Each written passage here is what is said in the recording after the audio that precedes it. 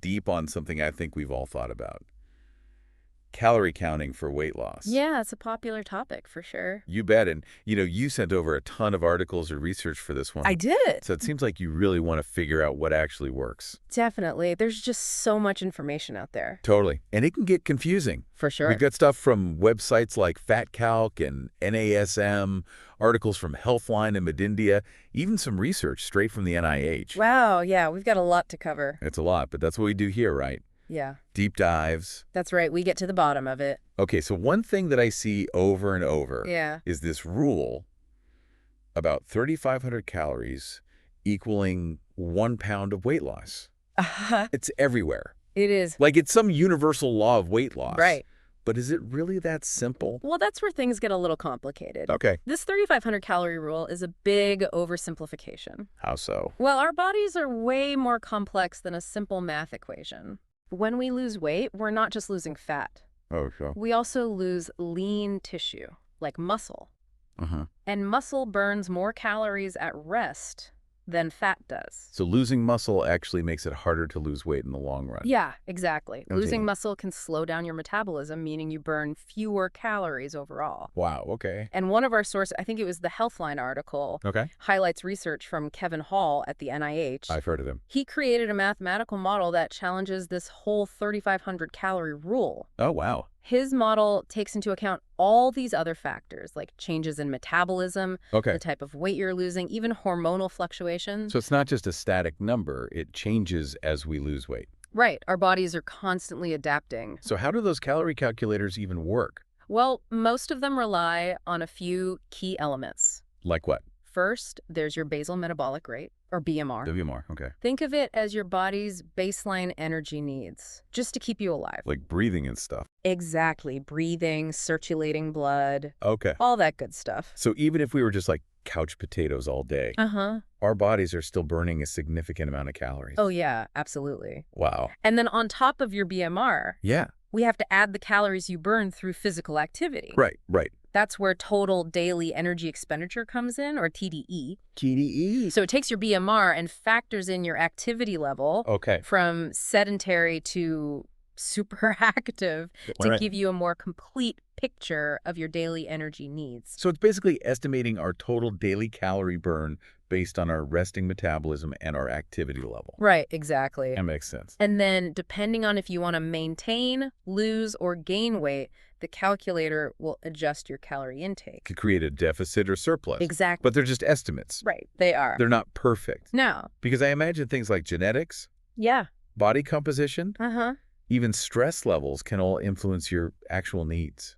Absolutely. Individual factors can make a big difference. I guess that explains why some people see results with a certain calorie target and others don't. Yeah, it's not one size fits all. Have you ever used a calorie calculator? I have, yeah. It can be interesting to see where you stand. What about you? Me too. And honestly, the number was a little higher than I expected.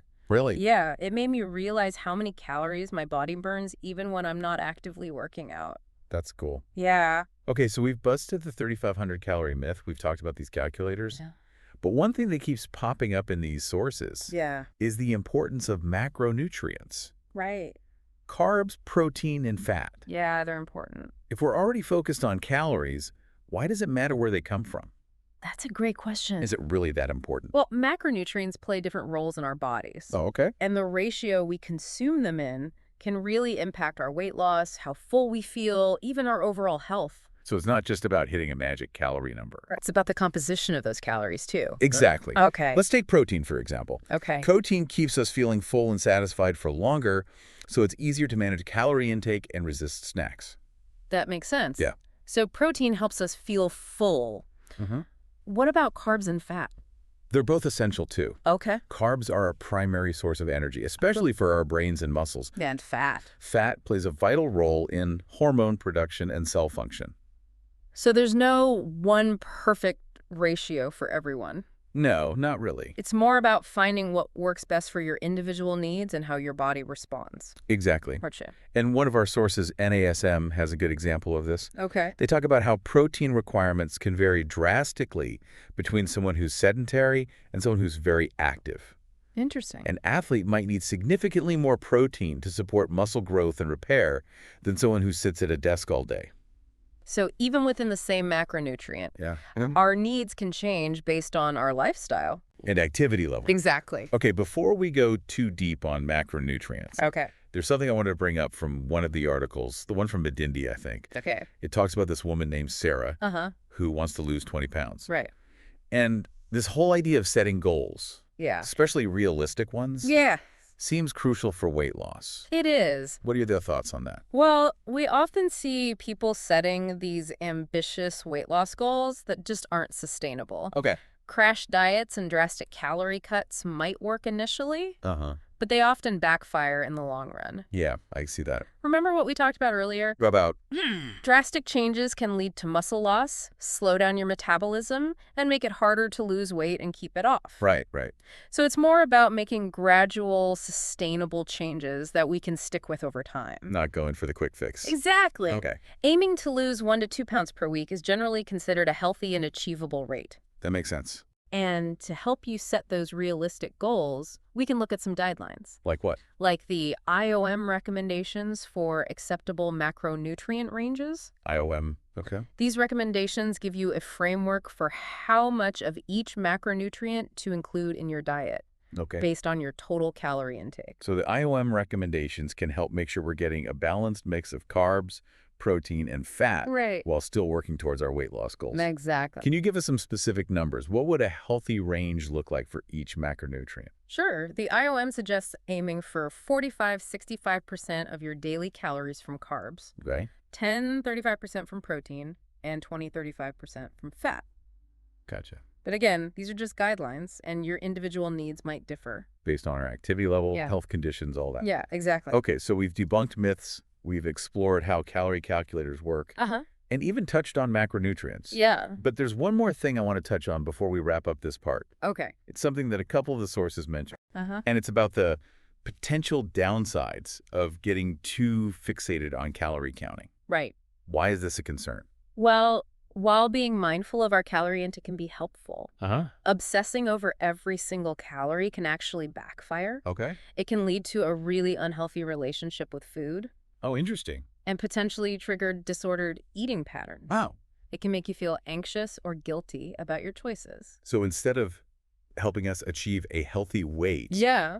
it ends up causing more stress and harming our relationship with food. Exactly. It becomes counterproductive. Yeah. And it's not just psychological. Oh. Severe calorie restriction can also have some serious physical consequences. Like what? Nutrient deficiencies, hormonal imbalances, fatigue, mood swings, Oh, wow. even a risk of something called refeeding syndrome. Refeeding syndrome? Yeah, it's a potentially life-threatening condition that can happen when someone who's been severely restricting their food intake suddenly starts eating again. I've never even heard of that. It can cause a rapid shift in electrolytes and fluids in the body, leading to serious complications. So calorie awareness is one thing, Yeah. but calorie obsession is something totally different. Exactly. Okay. It's all about finding a healthy balance and listening to your body. I think this is a good place to pause for. Yeah, we've covered a lot. We've debunked myths. Yeah. We explored how calorie calculators actually work, Uh-huh. touched on the importance of macronutrients, and even the dangers of calorie obsession. Yeah, we've laid a solid foundation. But there's still so much more to uncover. There is. In the next part of our deep dive, Yeah. we'll explore alternative approaches to weight loss that go beyond just calorie counting. Like mindful eating, working with a registered dietitian, and exploring a more holistic approach to weight management. Exactly. Stay tuned. Can't wait. Welcome back. So last time we were talking about how focusing too much on counting calories can actually backfire. Right. It was all about how food is so much more than just fuel. It's about nourishment, Yeah. enjoyment, and connection. Totally. When we reduce food to just calories, Yeah. we lose sight of that bigger picture. Right. So if we're moving away from counting every single calorie, what are some other approaches to weight management that we can explore? Well, one approach that's becoming really popular is mindful eating. Okay, mindful eating. It's all about being present and aware during meals. I've heard of that. Really paying attention to the taste, texture, Yeah. even the emotions associated with eating. Honestly, I always thought it was just about eating slowly. It's definitely more than that, Okay. though slowing down is a big part of it. Okay. Mindful eating encourages us to really savor our food and tune into our body's natural hunger and fullness cues. Those signals that tell us when we're actually hungry and when we've had enough. Exactly. It sounds so simple. It is. But I can imagine it's pretty challenging in our fast-paced world where we're always multitasking Right. and rushing through meals. Yeah, it takes practice, for I'm sure. definitely guilty of that. But there's a lot of research suggesting that mindful eating can be really powerful for weight management. Really? When we slow down and pay attention to our bodies, we're less likely to overeat. Because we become more attuned to those fullness signals. Right. That makes sense. Yeah. But isn't it also about portion control?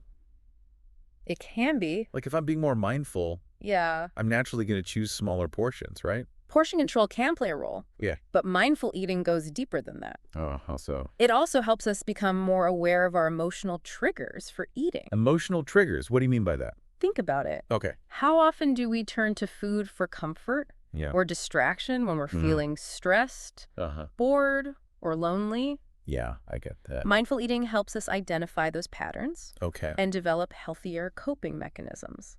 So instead of reaching for a bag of chips when I'm stressed, I might try going for a walk or calling a friend. Exactly. It's about recognizing those emotional triggers and finding more supportive ways to address them. Being kinder to ourselves. Yes.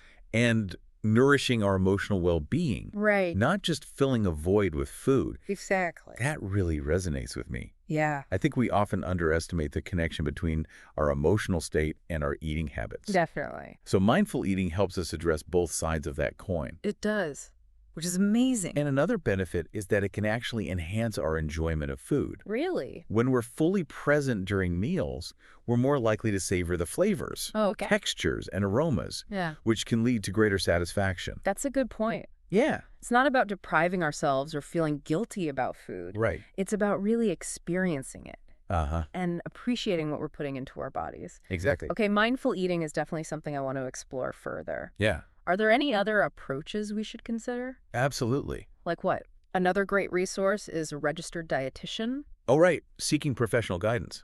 They can provide personalized support and help you create a balanced meal plan that aligns with your individual needs and goals. So it's like having a personal nutrition coach in your corner. Exactly. Someone who can help you navigate all the confusing information out there and create a plan that's actually sustainable for you.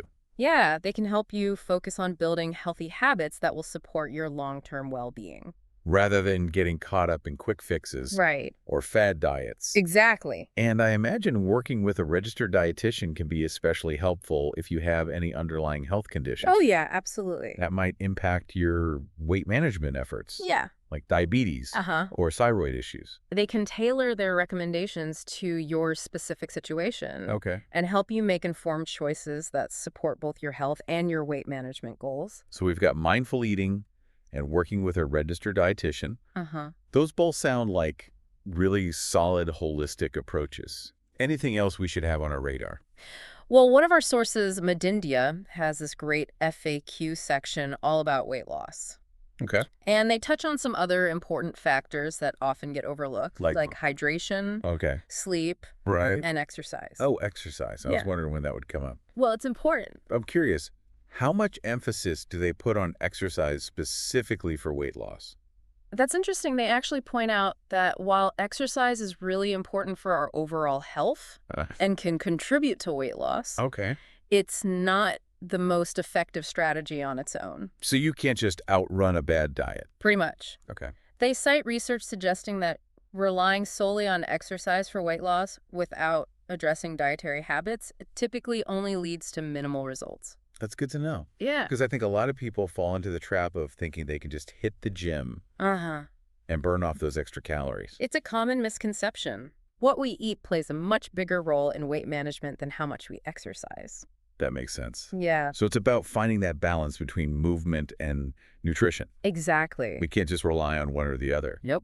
And speaking of balance, that Medindia FAQ also highlights the importance of hydration. Oh, yeah, definitely. Apparently, drinking enough water can help regulate our metabolism, keep us feeling full, even aid in digestion. It can. I've heard that some people even recommend drinking a glass of water before meals to help reduce calorie intake. Yeah, I've heard that too. Have you ever tried that? I have. It doesn't always work for everyone, Okay. but it can definitely help some people feel fuller Interesting. and eat less overall. Okay, so we've got hydration. What about sleep? Oh, sleep is huge. I know lack of sleep can make us feel tired and sluggish. Yeah. But how does it actually impact weight management? Well, they explain that when we're sleep deprived... Our bodies produce more of the hunger hormone ghrelin Okay. and less of the satiety hormone leptin.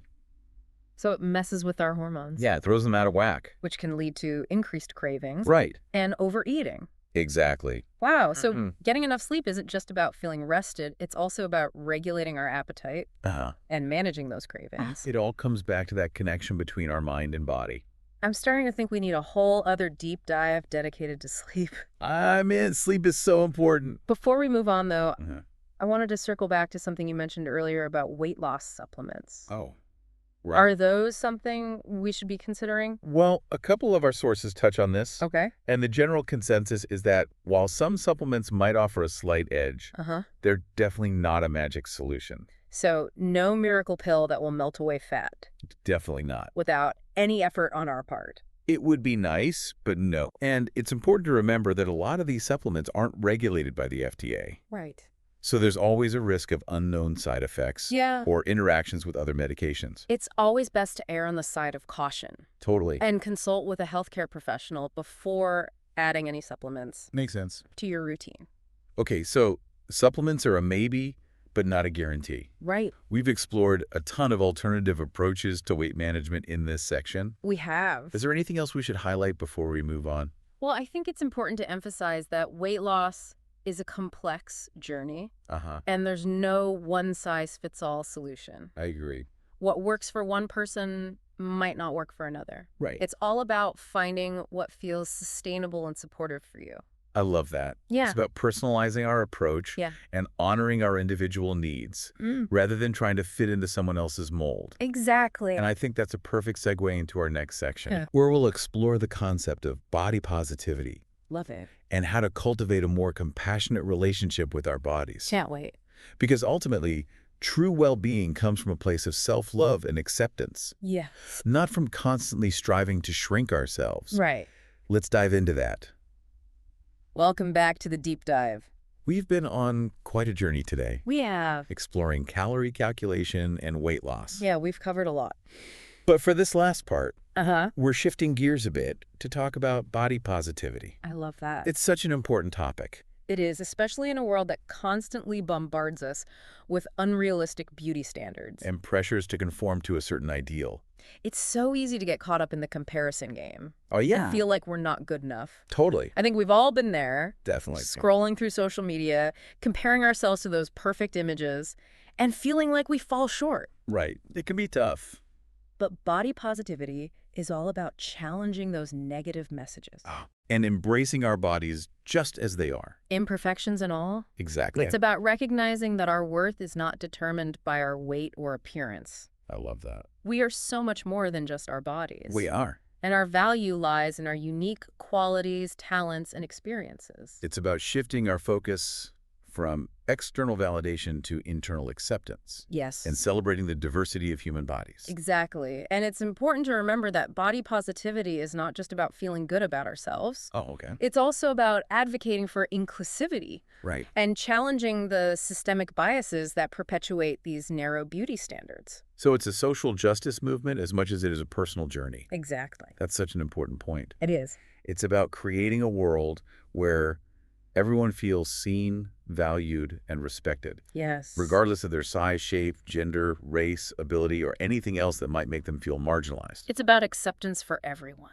So how do we even start to cultivate a more positive relationship with our bodies? Well, one of the first steps is becoming aware of the negative self-talk. Oh, yeah, the negative self-talk. That we might be engaging in. I'm so guilty of that. We often criticize ourselves so harshly, focusing on perceived flaws and imperfections. Without even realizing how damaging those thoughts can be. Right, it becomes a habit. It's like this constant inner critic that just won't shut up. But the key is to start challenging those thoughts. Okay, so how do we do that? When you notice yourself engaging in that self-criticism, Try to pause and reframe those thoughts in a more positive light. So instead of saying, ugh, my thighs look huge in these jeans, Yeah.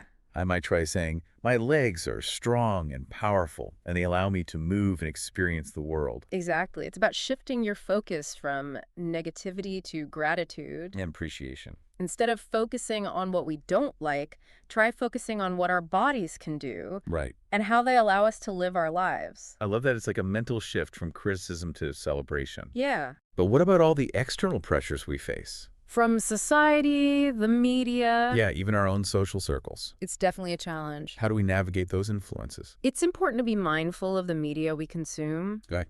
Unfollow accounts that make you feel bad about yourself. Oh, yeah, that's a good tip. And seek out content that promotes body diversity and inclusivity. I'm doing a social media cleanse tonight. It can be so empowering. It can. And remember, it's not just about what we see, it's also about who we surround ourselves with. Our support system. Find friends and family members who support your journey of self-love. Yes, surround yourself with people who lift you up.